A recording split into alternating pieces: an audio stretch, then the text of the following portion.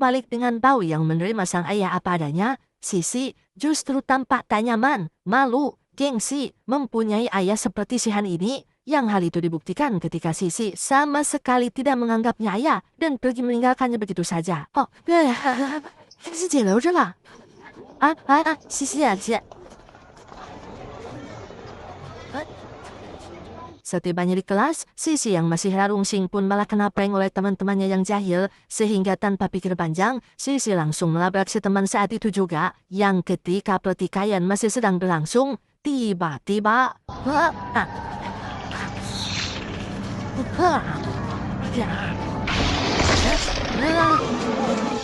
Ya, muncullah ular raksasa yang tahu ular jenis apa itu, di mana Han yang bermaksud pulang ke rumah pun tiba-tiba dikejutkan dengan fenomena aneh di pusat kota ketika jalanan mulai retak dan muncul sesuatu dari dalam retakan tersebut yang ternyata...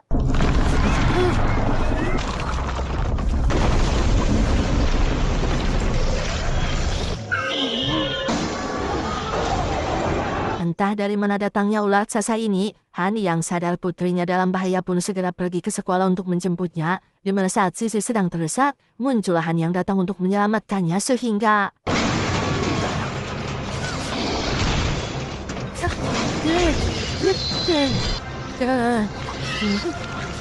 Beralih ke bau yang juga didatangi oleh si ular, bukannya langsung berlari, bau malah tak sengaja menemukan seekor kadal hijau yang sedang kagali oleh orang-orang, di mana bau yang karunyaan pun memutuskan untuk membawanya pulang, tepat saat ayah dan Sisi datang menjemputnya.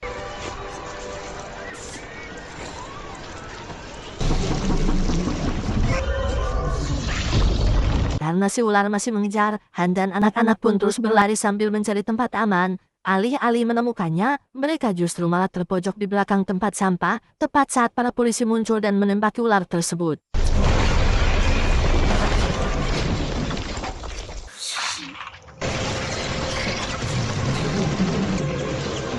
Dia bernama, kita panggil saja si kakek, satu dari puluhan korban yang selamat dari kebuasan si ular. Secara kebetulan, si kakek tak sengaja menemukan Han dan anak-anak sedang bersembunyi, sehingga beliau langsung membawa mereka ke tempat yang lebih aman.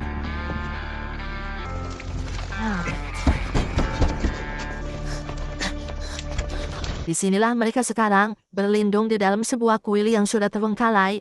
Tak hanya mereka saja, ternyata Yuli dan beberapa tetangga lain juga sudah lebih dulu berada di sana, sehingga untuk sementara waktu, mereka bisa sedikit bernapas lega.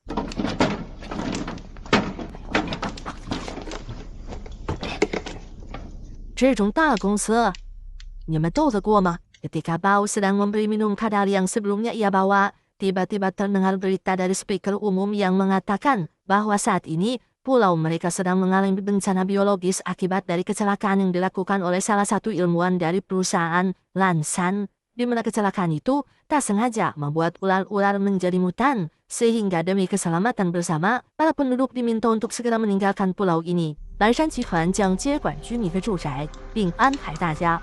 你们听见了吗？这帮趁火打劫的老板，这电话都打不出去。公司哪个会管你？ Sejenak kita tinggalkan dulu Han dan beralih pada seorang pengusaha bernama Paul yang merupakan pemilik perusahaan Lansan itu sendiri. Ternyata bencana biologis ini sengaja Paul ciptakan demi untuk mengusir para penduduk dari pulau ini. Tujuannya apalagi kalau bukan cuan. Paul rupanya bermaksud untuk menjadikan seluruh pulau ini menjadi tempat wisata anaconda raksasa atau Anaconda Island dengan menjadikan para bule sebagai investor utamanya. So what about the people on the block which signed the contract and move out let them out? Tak hanya itu saja, Paul juga ternyata mampu mengendalikan ular-ular itu menggunakan pemancar radio dalam frekuensi tertentu, sehingga tak heran jika para ular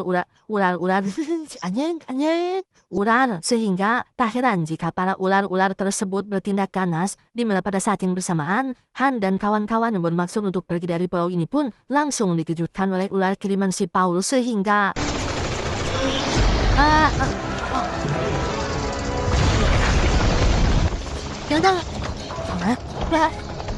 Tepat saat Sisi dan yang lain sudah berada di tempat aman, Han sendiri harus tertinggal di luar bersama Bao yang masih terus dikejar oleh si ular, di mana salah satu warga yang bernama, kita panggil saja Samsul pun, justru dengan egoisnya malah menutup pintunya dari dalam, dengan Han Yang dan Bao yang dibiarkan berada di luar begitu saja. Halo, halo.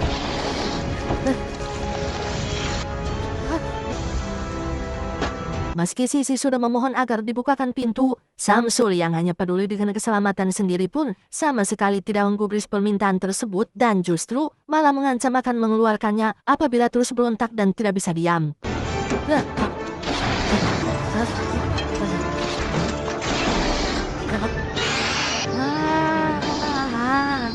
Dan ya, Bao berhasil membuat si ular mundur dan terjebak dalam jepitan mobil, di mana si kakek yang melihat ada kesempatan pun dengan cepat membukakan pintu dan berhasil menyelamatkan mereka berdua dari kejaran si ular. Kisila!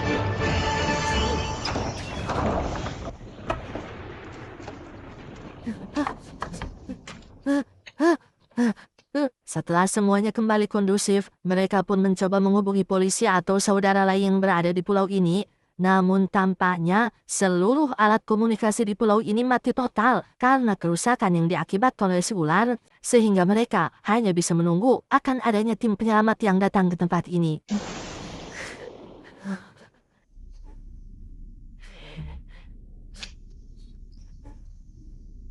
Dalam keputusasaan itulah tiba-tiba terdengar suara helikopter yang terbang tepat di atas gedung mereka saat ini, di mana saat mereka sudah tiba di atap dan bermaksud untuk naik, tiba-tiba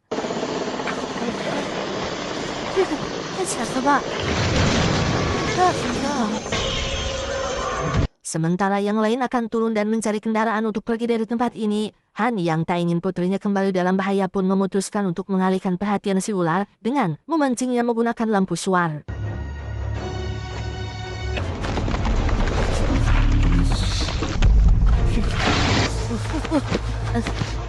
Ketegangan belumlah selesai karena Han masih harus berusaha masuk ke dalam mobil untuk bisa menyelamatkan diri, di mana si koplok Samsul malah kembali berulah dengan menyuruh si kakek untuk memacu mobilnya lebih cepat. Namun kakek yang masih memiliki hati nurani pun dengan sengaja memperlambat gas mobilnya sehingga...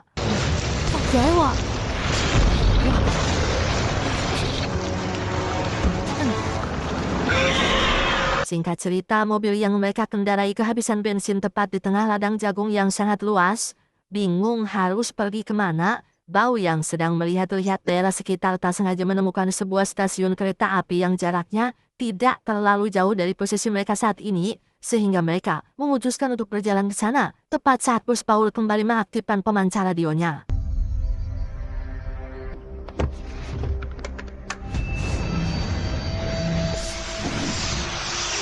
Setibanya di dalam kereta, si kakek yang ternyata pernah menjadi seorang masinis langsung mencoba untuk menyalakan keretanya, sementara yang lain masih memeriksa ruangan sekitar untuk memastikan tidak ada ular yang memenuhi keretanya, yang ketika Sisi sedang undur-unduran, tiba-tiba...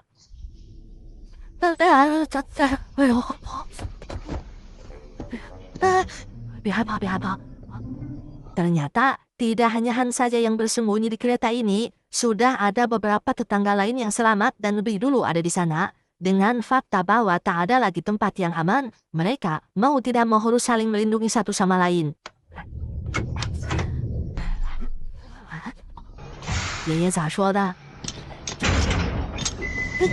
Setelah kereta berhasil menyala, si kakek langsung tancap gas untuk pergi ke pelabuhan agar bisa segera meninggalkan pulau ini.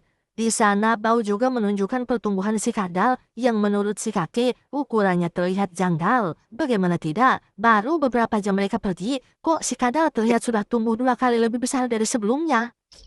这都长这么大了，它还在长身体，长得快，快回去。那长得saat ditanya, kenapa kakek sangat baik padaku? Kakek pun menjawab bahwa dirinya dulu pernah mempunyai cucu yang seumuran dengan Bao, tidak pakai kak. Kakek sangat menyayanginya, namun sekarang cucunya sudah meninggal dunia karena sebuah insiden kecelakaan, sehingga melihat anak bayi seumuran Bao membuat kakek merasa sangat bahagia karena seolah bertemu lagi dengan cucunya. Tak lama mereka yang ada di gerbong belakang tiba-tiba dikejutkan dengan sosok pria misterius yang mengenakan safuranche atau masker khusus yang biasa digunakan di lingkungan industri kimia. Si pria yang bernama Saki pun mengaku bahwa dirinya adalah salah satu anggota peneliti yang sedang mencari satu lagi hewan eksperimen yang lepas dari laboratorium. Dan tebak hewan apa itu? 越来越近了。这个吗? Ya, hewan yang dimaksud adalah si kadal yang saat ini dibawa oleh bau. Tubuhnya kini semakin bertambah besar hanya dalam hitungan waktu beberapa menit saja. Saki mengatakan bahwa kadal itu harus segera dimusnahkan karena jika tidak, maka si kadal akan berubah seperti ular-ular raksasa yang mereka temui sebelumnya. 吃了我的所有人，太乖了，别弄死他！哎呀，咬死他！哎呀，来吧来吧。 Sontak kali itu membuat Pau dan Han keberatan karena selain si kadal sangat menurut kepada Pau, Han sebagai ayah tentu tak ingin Pau menjadi sedih, sehingga terjadilah keributan di antara mereka yang ketika perselisihan sedang berlangsung, tiba-tiba...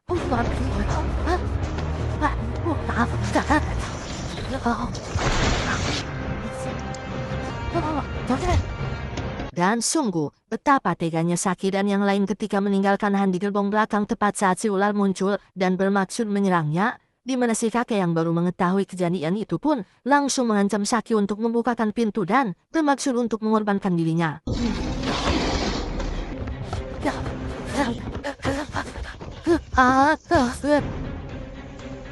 Menggunakan gagang sapu yang digulung dengan kain, si kakek langsung membakarnya kemudian ia gunakan untuk menakuti si ular. Awalnya cara itu berhasil, hingga tak lama, tiba-tiba saja pemancar kembali mengeluarkan sinyal yang kali ini jauh lebih kuat sampai-sampai membuat kuping mereka kesakitan. Di mana hal itu juga mempengaruhi si kadal yang tiba-tiba keluar dari tas si bau, sehingga...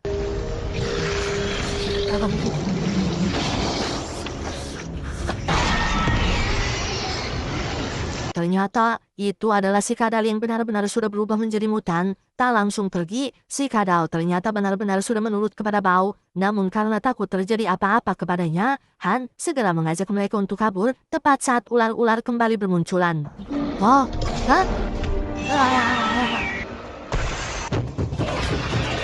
Bawa. Kakek meminta Han untuk bawa Yuli dan anak-anak naik ke atas gerbong kereta, sementara ia sendiri akan menahan ular-ular di bawah sana. Kakek sadar jika kali ini dirinya tidak akan selamat, namun itu bukanlah perkara besar karena hal terpenting bagi kakek adalah bisa melihat Bau selamat dari semua kekacauan ini.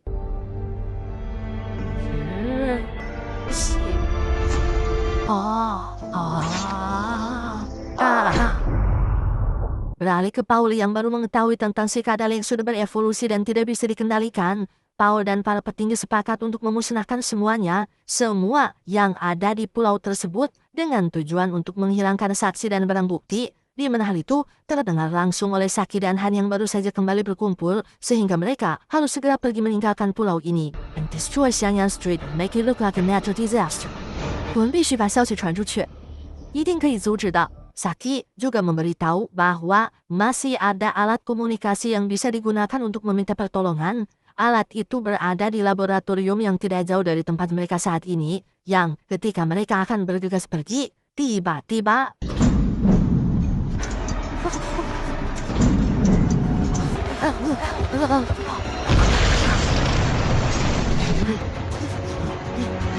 Ya, muncullah ular yang ukurannya jauh lebih besar dari sebelumnya. Kali ini, Han lah yang akan berkorban demi anak-anak tercintanya. Meski berat, Han yang sudah bulat dengan keputusannya pun segera menitipkan anak-anak kepada Yuli, sementara ia sendiri akan kembali ke atas gerbong untuk menghadapi si ular seorang diri.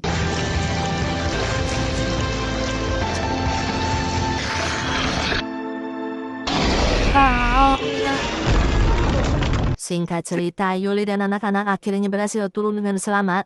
Begitu juga Han yang ternyata berhasil selamat dari ledakan barusan. Kejadian ini seketika menyadarkan Sisi tentang betapa luar biasanya kasih sayang seorang ayah yang rela mengorbankan nyawanya demi sebuah keluarga. Di mana Sisi yang merasa sangat menyesal pun akhirnya mengesampingkan egonya dan menerima Han apa adanya.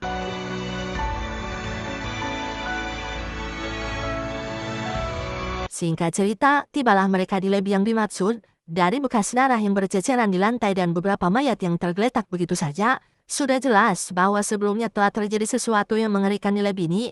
Mereka pun mulai menelusuri satu persatu ruangan untuk mencari alat komunikasi yang bisa digunakan, di mana Paul yang mengetahui hal itu pun langsung mengerahkan seluruh anak buahnya untuk jangan biarkan mereka keluar hidup-hidup dari pulau ini.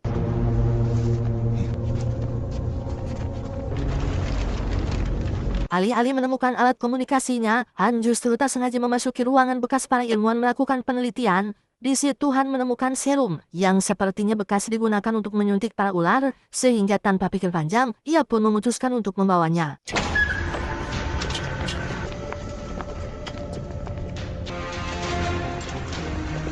Tak lama, muncullah Paul dan anak buah yang langsung menggeledah seluruh tempat. Han dan Yuli akan mengalihkan perhatian mereka, sementara untuk Paul dan Sisi harus mencari alat komunikasi agar bisa segera meminta bantuan, yang ketika mereka sudah menemukannya dan hanya tinggal menyambungkan satu kabel lagi, ada satu ular yang sedang ngeringkuk tepat di bawah gardu telepon, di mana Sisi yang panik pun malah tak sengaja menjatuhkan baskom bedah, sehingga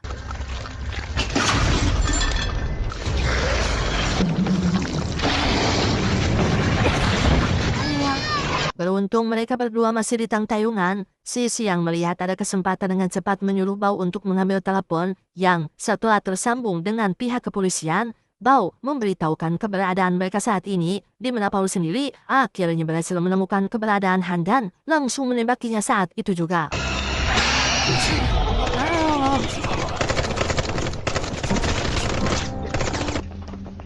Nahas, Han harus tertembak pada bagian vital yang membuatnya langsung tumbang.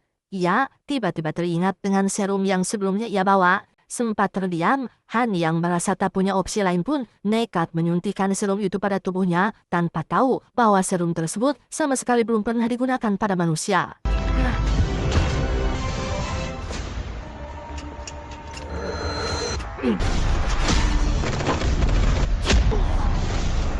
Dan ya, inilah Han si manusia orai, alih-alih meninggal dunia akibat keracunan, tubuhnya justru mengalami peningkatan stamina yang signifikan, bahkan berhasil melumpuhkan satu persatu anak buah Paul, termasuk Paul sendiri yang harus rela kehilangan telinganya akibat dicaplok oleh si Han ini.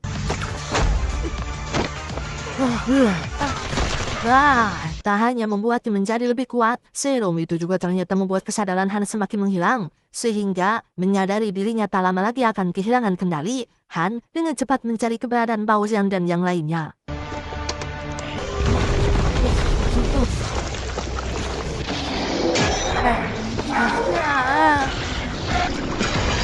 Dalam kondisi setengah sadar itulah, Han segera meminta Yuli untuk membawa anak-anak pergi dari gedung ini, sementara ia sendiri akan menahan serangan Paul dan anak buahnya menggunakan kain bekas yang disambung. Han berencana menurunkan mereka dari gedung ini dengan cepat, yang ketika mereka sudah sampai di bawah dan akan pergi dari pulau ini, ibat-ibat.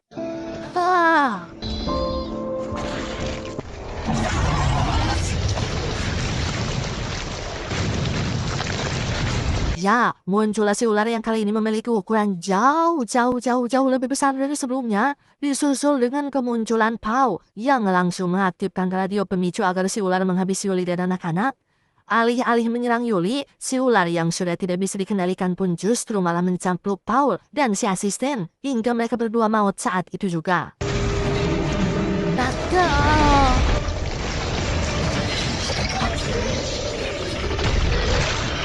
Beruntung, si kadal muncul di waktu yang tepat, meski pada akhirnya ia juga dibuat tumbang oleh si ular. Namun, hal itu setidaknya memberi waktu untuk Sisi pergi ke gudang senjata, mengambil pelontar api, menyemburkannya hingga si ular mundur, melemparnya dengan sebuah dinamit, dan inilah yang terjadi selanjutnya.